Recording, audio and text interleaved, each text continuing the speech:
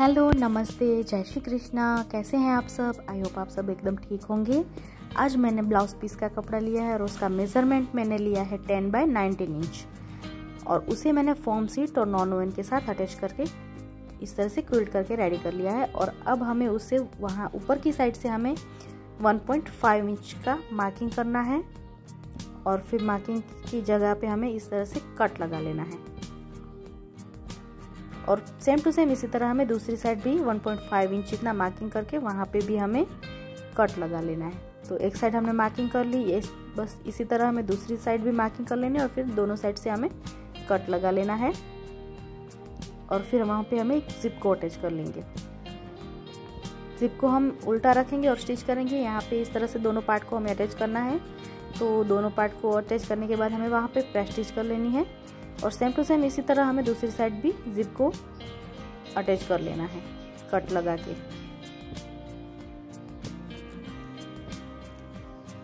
ये देखिए, इस तरह से हमें जिप को उल्टा रखना है और फिर प्रेस स्टिच कर लेनी है और दूसरे पार्ट को भी इसी के ऊपर हमें इसी तरह अटैच करके प्रेस स्टिच कर लेनी है।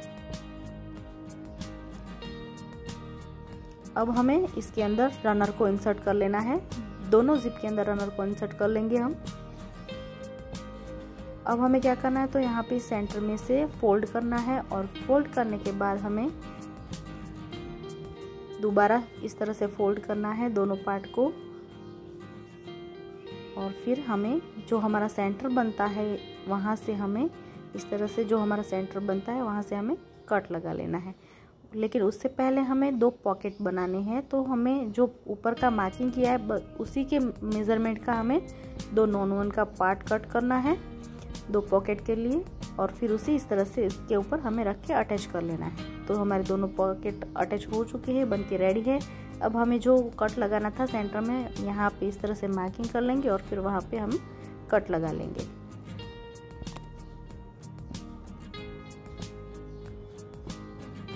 अब हमारा कट लग चुका है। अब हमें क्या करना है, तो दूसरी साइड हमें जहाँ पे जिप अटैच की है वहाँ पे हमें दूसरी जिप को अटैच कर लेना है और फिर टॉप स्टिच कर लेना है और इसी तरह हमें दूसरे पार्ट में भी जिप को अटैच कर लेना है और टॉप स्टिच कर लेना है और फिर हमें उसी जिप को सामने की साइड इसे फोल्ड करके अटैच कर लेना है।